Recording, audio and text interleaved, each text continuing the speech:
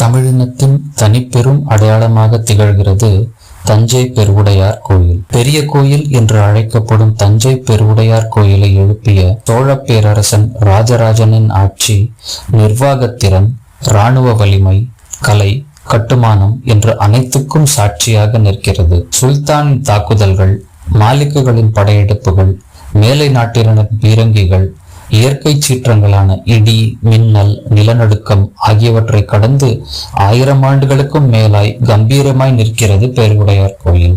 கிபி 985 சோழ பேரரசனாக முடிசூடிக்கொண்ட ராஜராஜன் தன் 25ஆம் ஆட்சி ஆண்டில் உலகமே வியக்கும் வண்ணம் பெரிய கோயிலை கட்டி எழுப்பினான்.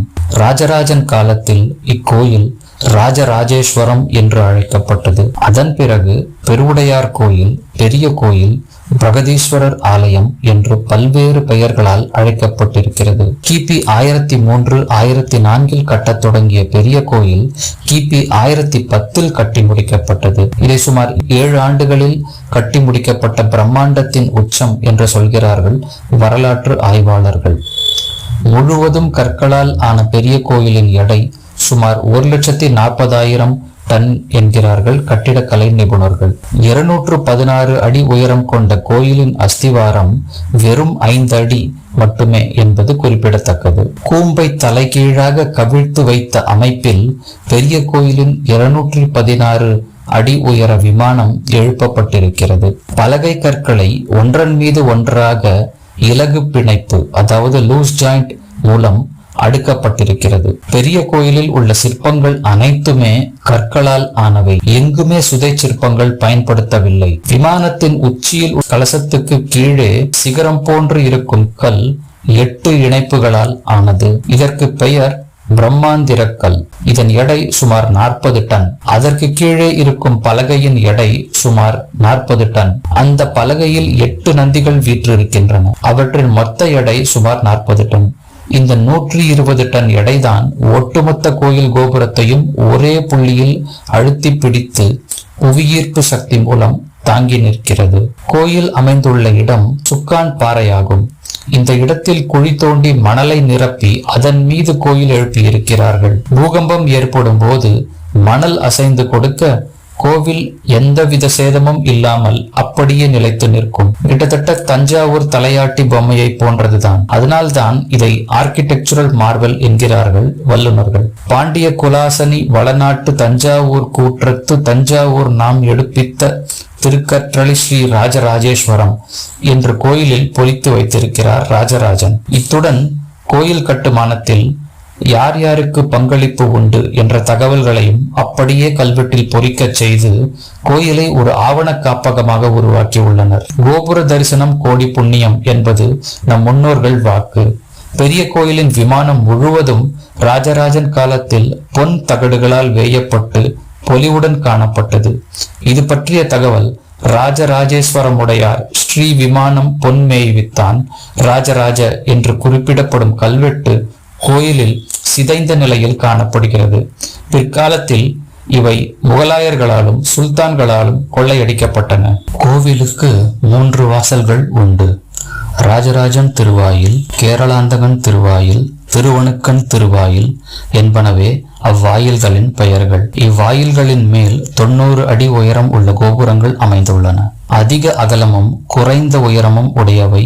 இக்கோவிலில் அடிமுதல் முடிவரை கருங்கற்களால் கட்டப்பட்டுள்ளது. ஆகவே இக்கோவில் கற்றளி என்ற பெயரையும் பெறும்.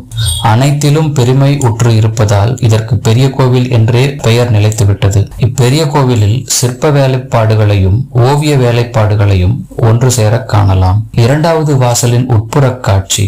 இவ்வாசலுக்கு கதவுகளும் உண்டு.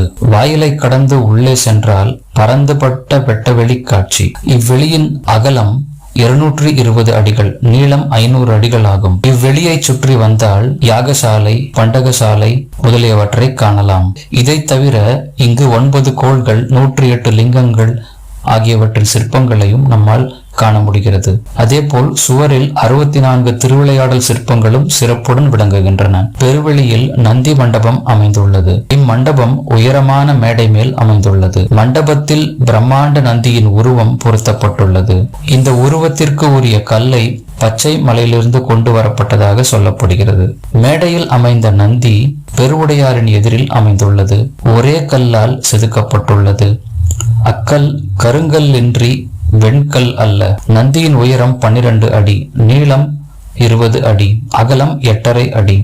அழகான இந்த நந்தியினை வடிவமைத்து செதுக்கிய சிற்பியின் திறமை பாராட்டுக்கு உரியதாகும். நந்தியின் உருவம் அருகில் செல்வோர் அச்சுறுத்துவது போல் அமைந்துள்ளது. நந்தியின் உடல் உறுப்புகளையும் மிக அழகாக செதுக்கியுள்ளார் சிற்பி. நந்தியின் அருகில் செல்வோர் எவரும் விரைவில் அதை விட்டு பெயர்வது அரிதே ஆகும். கண்டோரை இழுக்கும் ஆற்றலுடன் காளை மாடு அமைந்துள்ளது.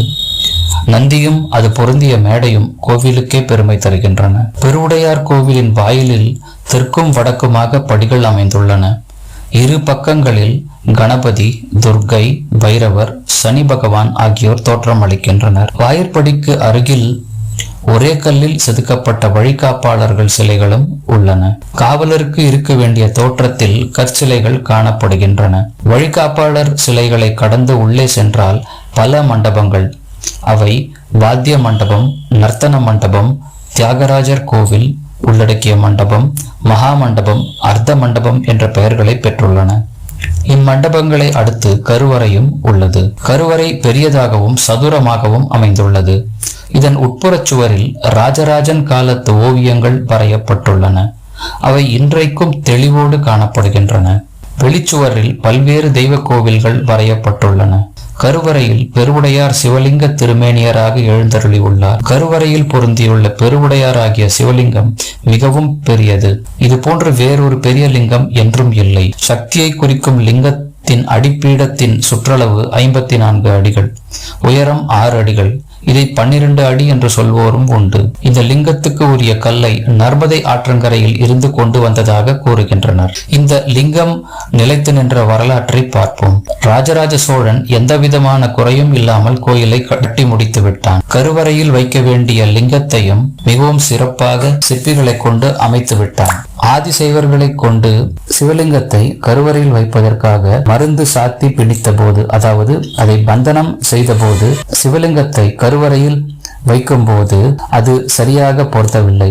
இதனால் மன்னன் மிகவும் கவலை உற்றான். அந்த சமயம் கருவூர் தேவர் என்பவர் இங்கு வந்தால் இந்த செயல் நிறைவேறும் என்று வானில் ஓர் ஒளி வந்தது. அதை கேட்ட சோழ மன்னன் தெளிவு பெற்றான். தேவரை தருவிப்பது எப்படி என்று எண்ணிக்கொண்டிருந்தான். அங்கிருந்த போகநாதர் எனும் ஞானியார் மாற்று வேடம் தாங்கி மன்னன் முன் வந்து நின்று, சோழ பெருவேந்தனே, சோர்வு கொள்ள வேண்டாம், கருவூர் தேவரை நானே இங்கு கொண்டு வருகிறேன் என்று உறுதியளித்தார். யோகியார் தன் கருத்தை சீட்டில் வரைந்தார். அதை காகத்தின் காலில் கட்டி பொதிகை மலைக்கு அனுப்பினார். சீட்டை கண்ட கருவூர் தேவர் தஞ்சை வந்தடைந்தார். நிலை உணர்ந்த தேவர் கோவிலுக்குள் புகுந்தார். இறைவனை சிந்தித்தார். அறிவிலும் ஒழுக்கத்திலும் அந்தனர் பலரை உடன் வைத்துக் கொண்டார். விதிமுறைகளின்படி மறைகளை ஓதினார். சிவலிங்கத்தை ஆவுடையாருடன் செவ்வனே நிறுத்தி பொருந்தினார். லிங்கம் நிலைத்துவிட்டது. சோழன் மிகப்பெரிய மகிழ்ச்சி அடைந்தான். மற்றோரும் வியப்பில் ஆழ்ந்தனர். இது கருவூர் புராண கதையாகும். லிங்கத்திற்கு ராஜராஜேஸ்வரமுடையார், ஆடவல்லான், தட்சண மேருவிடங்கர், பெருவுடையார் என்ற 4 திருப்பெயர்களை சூட்டினர். கருவறைக்கு மேல் லிங்கத்திற்கு ராஜராஜேஸ்வரமுடையார், கருவறைக்கு மேல் அமைந்துள்ள விமானம், கோபுரம் முதலியவற்றின் சிறப்பியல்புகள். கருவறையின் மீதுள்ள விமானமும் கோபுரமும் மிக பெரியவை. கோபுர நிழல் கீழே விழுந்ததை எவரும் பார்த்ததில்லை. இது சிற்பியின் நுண்ணறிவையும் கைவினைகளையும் சிறப்பாக காட்டுகிறது. கோவிலுக்கு வரும் பெருமை எல்லாம் சிற்பக்கலையிலும் கட்டிடக்கலையிலும் ஓவியக்கலையிலும் வல்ல அறிஞர் பெருமக்களையே சாரும். அம்மையப்பர் வீற்றிருக்கும் கைலை மலைக்கு உத்தரமேரு என்று பெயர். பெருவுடையாரும் பெரிய நாயகியும் அமைந்துள்ள இப்பெரிய கோவிலின் கோபுரத்திற்கு தட்சிணமேரு என்று பெயர். கோபுரம் நாற்கோண வடிவில் அமைந்துள்ளது. 14 தளங்களை உடையது. 216 அடி உயரம் கொண்டது. கோபுரம் கழுத்து அதாவது கிரீவம், தலை அதாவது சிரம், கலசம் அதாவது ஸ்தூபி ஆகிய 3ஐயும் பெற்றுள்ளது.